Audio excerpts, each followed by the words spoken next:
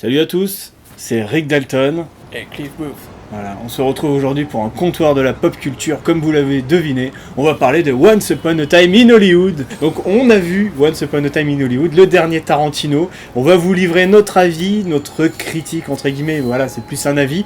Et ben on va commencer. Déjà moi, avant j'ai envie de te poser une petite question, mon petit Cliff, c'est quel est un peu ton rapport à Quentin Tarantino, un réalisateur qui fait quand même pas mal de débat, il faut le dire.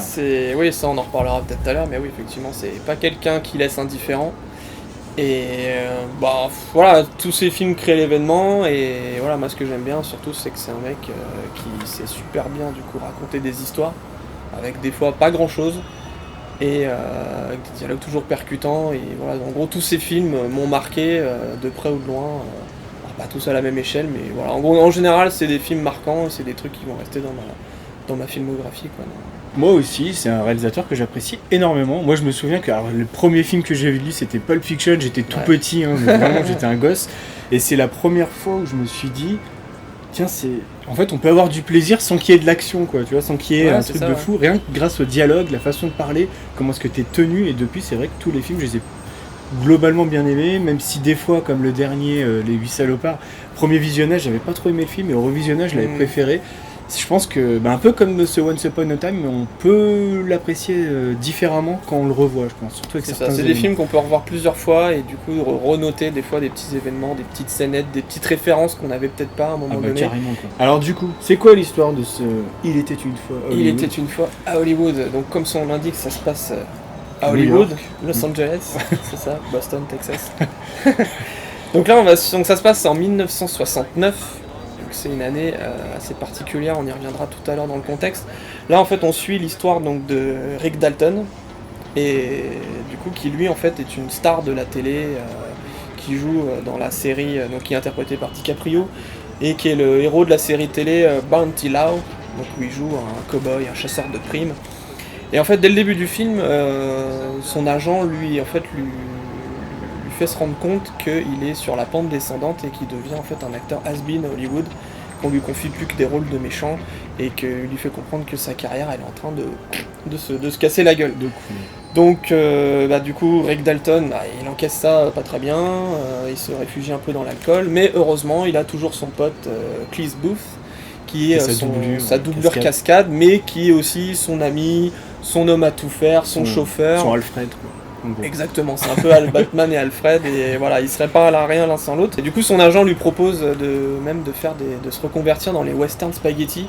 Donc ils veulent l'envoyer à Rome pour faire des westerns. Donc Rick Dalton se refuse, et il finit par accepter un petit rôle, un nouveau rôle de méchant dans une nouvelle série western. Et du coup, on va suivre leur tribulation, leur péripéties. Le point important, c'est que en fait, il habite pas n'importe où, ce Rick Dalton, c'est qu'il habite à côté de Roman Polanski. Et quand on sait ce qui se passe en août 1969 chez les Polanski, et du coup on peut se dire qu'il va y avoir de l'action.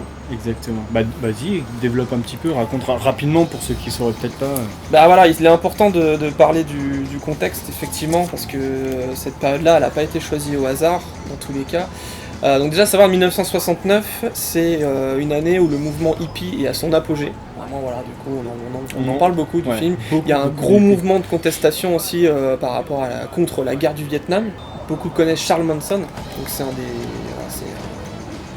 tueur, son histoire, il a pas... Un gros tueur en série. En fait, c'est plus une sorte de goût. En fait, c'est un mec qui a ramassé des jeunes paumés, un peu, pas forcément, qui a réussi à les embrigader dans sa secte, avec des discours, avec un détournement du White Album des Beatles. Il a détourné les paroles, et en gros, le mec est persuadé que les Noirs vont finir par prendre la suprématie, vont finir par prendre le contrôle, et en fait, il veut déclencher cette guerre en envoyant quelques personnes de sa bande, envoyer de riches blancs, et en faisant accuser les noirs et ensuite il s'est persuadé que les noirs vont venir vers lui pour le prendre comme dirigeant. Du coup, dans le film, on suit Sharon Tate, qui est interprétée par Margot Robbie. la Harley Quinn de Suicide Squad. C'est ça. Génial. Et du coup, on sait que, dans la réalité... Dans la réalité, ce qui se arrive. passe, c'est que normalement, il y a un Ils se gros font massacre. massacrer. Normalement, On va parler de la partie spoil juste après. Voilà. Voilà. Et aussi niveau 69 aussi, donc là aussi c'est une autre partie qui est développée dans le film, c'est une année charnière au niveau du cinéma américain, où en fait là, ce qu'on appelle le nouvel Hollywood commence à pointer son nez et du coup remplace les vieux acteurs comme Rick Dalton, où là en fait cette année-là, du coup donc le nouvel Hollywood c'est quand une prise de pouvoir des jeunes réalisateurs qui décident du coup de faire fuck au major et de dire nous on a envie d'imprimer nos idées, c'est plus vous qui allez nous dire quel film on doit faire, et ils vont aborder des sujets jusque-là tabous comme la violence notamment, la sexualité, plein de thèmes comme ça, et du coup là en fait on est à cette année-là où... C'est de là que viennent Polanski, Spielberg, Lucas, Exactement. tout. Aujourd'hui, effectivement, ils font partie du système et tout, mais à une époque, c'était vraiment des réalisateurs émergents et qui ont amené leurs pattes, chose qui n'existait pas vraiment avant. La vie générale, parce qu'il faut bien qu'on y arrive aussi, Bien sûr. un petit moment quoi. Qu'est-ce que t'en as pensé alors au global de ce une Once nouvelle Upon a fois, Time? une nouvelle fois, je trouve que c'est un film. Enfin voilà, Tarantino a testé encore un nouveau type de narration. C'est très expérimental, moi je trouve. Ouais, Effectivement. tu trouves, ouais. Ouais, C'est- ça c'est raconte pas vraiment une histoire en fait. Ouais, en fait, on suit des tranches de vie Ouais, du c'est coup, ça. de Rick et de Cliff. On est dans une ambiance. On les voit Ouais. dans leur quotidien, on leur voit, l'autre, il le dépose sur le plateau le matin, Y a l'autre pas pendant ce temps-là il d'un- fait sa vie de son Tu vois, côté. il n'y a pas vraiment d'intrigue, quoi. Il n'y a pas de. Non, il se passe en fait, voilà, mais comme souvent dans les films de Tarantino, il se passe pas grand-chose. Ouais, ou- mais souvent, c'est une des thématiques qu'il a. Souvent une histoire de vengeance, tu vois. Ouais, effectivement, Et là, il n'y a même pas. Non, il n'y a pas ça, quoi. Enfin, Si, lui, il on veut- les suit. Si, ouais. Rick Dalton, au final, il veut prendre une revanche sur son côté has-been. Oui, Lui, en fait, il a effectivement, envie de oui, rebondir. de ce point de Donc vue-là. à un moment donné, c'est qu'il se prend la vérité en pleine face et il se dit à un moment donné, il y a une scène dans sa caravane où il pète un plomb, il se dit non je suis pas un loser, non je veux pas être ce mec là, je vaux mieux que ça, et voilà le mec essaye de se C'est ressaisir vrai et essaye qu'on- de repartir quoi. On rentre, et ça c'était intéressant, on rentre un peu dans la psyché d'un acteur, c'est-à-dire ce qu'il peut Ouais. ressentir au niveau de ses doutes, surtout quand c'est une star reconnue. Par exemple, il oublie son texte parce qu'il a trop bu, ce genre de choses. Ouais. On comprend toute la frustration qu'il a et il s'en veut, et c'était. DiCaprio joue super bien. Moi je trouve quand il est en colère, c'est là où il joue le mieux. Il joue vraiment très Et, bien, le mec qui nous fait croire qu'il a pas de talent alors qu'en fait lui-même c'est un acteur Ouais, de génie. mais quoi, ça, en fait, c'est ça qui est ouf. alors quoi. qu'il joue, il espèce de jouer un espèce de loser alcoolo. Ouais, Et carrément. ça c'est vraiment bien. Et en fait les deux, le duo d'acteurs en général, même, Oui. même Brad Pitt, il a vraiment... alors lui il ressemble un peu, il avait un peu le même rôle dans Inglourious Basterds quoi. Un peu le pecno qui marche Ouais. avec un chewing-gum par et le mec voilà on le voit faire sa vie, il vit un peu comme un clodo dans une caravane avec son pitbull, il se pose pas de questions, il vit sa vie quoi, il vit ses petites journées pépères Voilà, quoi. il éclate tout le monde, il éclate des mecs connus, bon, on va pas en dire plus. C'est ça. Je t'avoue que quand je suis sorti de la séance, j'étais un peu dans l'expectative, on va dire. J'avais du mal à me situer, je savais pas si j'avais apprécié le film ou pas. Il y a des bons dialogues et tout, mais c'est vrai que le fil narratif est un peu spécial. Ça m'a un peu gêné, après on en a discuté un petit peu, c'est vrai que c'est un défaut, une qualité. Il faut avoir des références ciné, quoi. Si vous n'avez pas un gros bagage ciné, et culture américaine et aussi, culture en général. américaine et cinéma et séries aussi, ça va être plus difficile de, peut-être pas d'apprécier, mais déjà de comprendre le film et de voir tous les hommages et tout ce qu'il essaye de retranscrire. On sent qu'il est amoureux de cette Ça, période. De toute façon, tout le film, c'est une lettre d'amour au Mais cinéma. carrément, ouais. Puisque du coup, on voit même des scènes dans les décors où on voit tout ce qui est maquilleuse, Oui, c'est tout le costumière, monde, oui. équipe technique, on Les voit les faux cascadeurs décors, et les tout ça, cascadeurs, on voit vraiment des fois des travelling où voilà, ça montre les coulisses et ça montre du coup que lui, il C'est a... pas juste une personne qui fait tout. Ouais, voilà, C'est- c'est toute une... En fait, à Hollywood, c'est toute une industrie, quoi. Et à cette époque-là, effectivement, c'était vraiment... Ils sortaient des films vraiment à une cadence industrielle, Ouais. quoi. Mais du coup, ouais, tu peux louper certaines choses. Mais bon, après on reconnaît bien son style quand même. On est bien dans du Tarantino, ça se voit au niveau des musiques, de la façon de filmer les voitures. T'as plusieurs scènes comme ça où les voitures se déplacent. Elles font pas grand chose, mais comment c'est filmé, Ah ouais, ça ouais. rend super bien, super classe. Genre avec la caméra qui tourne un peu, la voiture qui dépasse, qui fait des virages sur les côtés. Enfin, franchement, ça rend super bien. On voit qu'il a toujours son obsession pour les pieds. Alors là, c'est les Il y a pieds des beaucoup femmes de surtout. gros ouais, c'est- plans sur les pieds. Ouais, je ça, trouve qu'il on est dans un Tarantino, il est pareil, fétichiste. les femmes, enfin les belles femmes plantureuses, blondes, sex symboles, etc. Ça y est toujours. Et puis aussi, Pourtant, sa femme est brune. Mais en fait, voilà, il exprime On tous est- ses fantasmes. oui, bah bien De toute sûr. façon, c'est ça. Et aussi on le retrouve au niveau de la narration avec hop d'un coup il y a un narrateur qui parle et qui t'explique des trucs, il sort de en voix off. Ouais voilà, ça c'est rigolo, donc on retrouve bien sa patte, même si c'est moins cuté, c'est moins... on a moins de flashback, ouais. C'est vraiment déconstruit. C'est vraiment un flow quoi. En fait, on embarque et puis on suit le cours de la rivière. Voilà, c'est beaucoup moins. C'est pas morcelé de façon puzzle comme pouvaient l'être ces anciens. Oui, films, effectivement. Ouais. Mais du coup, ça en fait un film, je trouve, sincère, peut-être avec plus de maturité. Après voilà, il approche quasiment de la soixantaine. Hein. Oui, c'est donc et puis il a toujours dit qu'il ferait 10 films. Là c'est le 9ème. On va passer à la partie spoil très rapidement, mais avant du coup on vous conseille quand même d'y aller, voilà, si vous aimez bien Tarantino, je pense que vous allez aimer. Après c'est vrai que c'est bien d'avoir si vous avez un bagage ciné, vous allez encore plus l'apprécier, ça c'est sûr, mais globalement c'est quand même un film, enfin moi je conseille d'aller voir rien pour l'expérience que c'est un petit peu, je trouve. Pour la beauté des images, c'est toujours bien. C'est clair que les plans, les plans, la lumière, enfin du coup comme ça à Los Angeles. Los Angeles d'ailleurs c'est un personnage. Ouais, parce que il est originaire de là-bas. C'est toujours, il filme les restos, t'as des gros plans sur Hollywood les avenues Boulevard, et tout ça. Même au bout d'un moment, toujours une lumière chaude. C'est la Californie. Voilà. Puis tu commences à reconnaître les lieux des fois à force de voir là où Rick habite. Tu commences à reconnaître, limite tu pourrais peut-être te déplacer sans avoir de carte tellement... moi des fois ça m'a rappelé GTA. Ah bah oui. Il me semble que c'est forcément la rue où il habite, ils ont essayé de la refaire dans GTA, forcément. Je suis sûr qu'on peut retrouver dans GTA 5. Au moins les quartiers dans ce style-là, c'est possible. Allez, on passe à la partie spoil tout de suite, on va pas aller très très loin. Donc partie spoil, alors à un moment, Rick du coup décide d'accepter, part en Italie faire des western spaghetti. Donc là c'était les westerns un peu plus crado, un peu plus bourru, c'était plus des beaux gosses bien sur eux, bien propres, les beaux gosses. Non là les mecs ils étaient sales, dégueulasses, c'est tous ces films comme Le Bon, la Brute et le Truand, tout ça.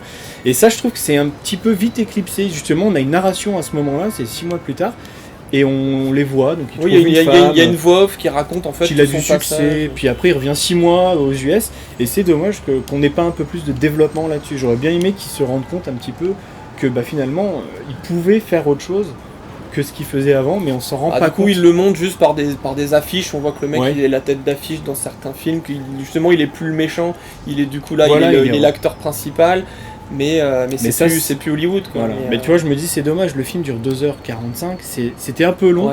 Je trouve que les scènes avec Sharon Tate, qui est pas tout de suite reliée avec DiCaprio et Brad Pitt, auraient pu être soit raccourcies, soit enlevées, et peut-être au profit de scènes plus développées qui se passerait en Italie quoi. Donc ça c'était un peu ma déception personnellement. Et puis il y a cette fin avec effectivement une violence qui est totalement exubérante. On l'attendait quoi. Du coup on dit quand ça va. Quand on connaît l'histoire en fait on s'attend. Là on spoil hein. Ouais vas-y. Okay, là tu spoil la vraie vie déjà puis après parce que quand on connaît en fait l'histoire de Charles Manson et des Polanski, pour ceux qui connaissent un peu, qui connaissent pas en fait ce qui se passe c'est que normalement cette nuit du 9 août les 3 envoyés par Charles Manson, d'ailleurs Charles Manson on le voit vite fait, on voit une fois le mec en fait qui vient voir les Polanski, qui se rend compte qui est conduit, on lui dit bah non la personne que tu cherches elle habite plus là et tout, maintenant c'est chez les Polanski. Moi du coup j'avais pas compris que c'était Charles Manson, en fait voilà, on le voit vite fait, après il y a d'autres scènes qui ont été coupées. Donc en fait cette nuit du 9 août en 69, ce qui s'est passé c'est qu'il a envoyé une sorte d'escadron pour massacrer tout le monde dans la maison. Donc normalement dans la réalité, dans ce qui s'est passé, Sharon Tate alors enceinte de 8 mois et ses trois invités normalement se font trucider à coups de couteau, mais genre à coups de 30-40 coups de couteau. C'est vraiment une boucherie quand les flics arrivent là. Et là en fait non, là l'histoire est réécrite. Et là en fait l'histoire c'est là où Tarantino, en fait pendant tout le long du film on se dit comment ces deux tocards là ils vont se retrouver mêlés à ce bain de sang quoi. Comment tout va converger à la fin, donc on pense que ça va arriver à ce moment là, et c'est là que Tarantino nous surprend. C'est là du coup il y a le fameux et si du coup les mecs au dernier moment avaient décidé de changer de cible et de plus s'attaquer au Polanski mais de s'attaquer à Rick Dalton, parce qu'à un moment donné il y a une réflexion dans la voiture où ils se disent et du coup les films nous ont appris la violence Et du coup, si on allait tuer cette icône, justement, parce que lui, dans sa série, il bute tout le monde sans vergogne. Donc du coup, et si on allait justement se venger du mec qui nous a appris la violence, quoi. Et du coup, il décide au dernier moment de changer de cible, et du coup d'attaquer, de rentrer dans la maison de Rick. C'est l'orgie de violence. Moi, perso, dans la salle, tout le monde a rigolé, c'était le rire un peu gêné. Ouais. Mais, c'était un peu la scène qu'on attendait. Du coup, il nous refait un petit peu ce qu'il y a eu dans Glorious Bastard avec la mort d'Hitler, du coup, dans Glorious Bastard. On réécrit l'histoire de nouveau, donc de manière bien folle et bien jouissive, on va dire. Donc ça, c'est vrai que c'était bienvenu, c'était rigolo, c'était bon. Là, on retrouve le Tarantino qu'on aime bien. Après, c'est vrai que c'est dommage que ce soit juste à la fin qu'il y ait de la violence, entre guillemets. C'est vrai que ça aurait été bien d'un peu plus la distiller ou de mieux l'amener, je sais pas, mais je me doutais qu'à la fin, en tout cas, il y aurait une grosse scène choc. Mais ouais, peut-être pas à ce point-là. En tout cas, moi j'étais agréablement surpris, moi qui connaissais justement les événements de Manson. D'ailleurs, si vous êtes un peu intéressé par ce sujet, même si c'est très intéressant, mais en même temps très terrifiant, je vous conseille la série Mindhunter sur Netflix. Ouais, la saison où justement, là dans la saison 2, il y a un passage avec Manson, d'ailleurs qui est joué par le même acteur, pour la petite histoire. Ouais. Mais vraiment une série très bien, et justement, ils reviennent aussi dans ces événements-là dans la saison 7 d'American Horror Story. Ok, bah écoute, je pense qu'on a fait tout le tour sur ce film de Tarantino. Qui clive encore, j'imagine. Bien sûr, il y aura toujours, il y a toujours les avis pour, les avis contre. Et voilà, c'est ça qui sent, c'est Tarantino, c'est vraiment un mec qui divise. Je pense qu'après, moi c'est ce que je pense, c'est que soit on aime, soit vraiment on déteste. Moi j'étais un peu mitigé, après c'est vrai que je savais qu'en discutant, déjà rien qu'en discutant avec toi, je comprends mieux certaines choses. Parce que moi perso, j'avais occulté le massacre, j'avais même pas reconnu que c'était Charles Manson et tout, enfin bref. J'étais totalement à côté, j'ai pris le film pour ce qu'il est, et c'est limite dommage que c'est pas été un peu plus expliqué pour que tout le monde comprenne bien. Après c'est là où Tarantino, entre guillemets, il nous prend pas pour des cons aussi, il prend pas son public pour des abrutis. Non mais il part du principe que justement on a ses références, on connaît les histoires, on connaît l'histoire, donc il prend pas trop le temps de nous mettre dans le contexte, de nous expliquer tout ça, il pense qu'on le sait, qu'on le connaît. Donc d'un côté, c'est un bien, il n'y a pas le côté texan, ce qu'on appelle la version texane, où il rajoute plein de petits plans justement pour faire comprendre pour le spectateur, lui servir sur un plateau et tout ça. Là, c'est un parti pris après. Le spectateur a quand même un bout de chemin à faire aussi dans sa tête. Et ben voilà pour cet avis sur Once Upon a Time In Hollywood, voilà, je ne trouve plus mes mots. Nous on se redit à bientôt. Je vous souhaite d'aller au cinéma, d'aller le voir, d'aller kiffer le film, et puis surtout de nous donner vos avis dans les commentaires. On est bien curieux de voir ce que vous pensez de ce film qui divise. Allez, on se dit à bientôt. Ciao, et vive le Grand Hollywood.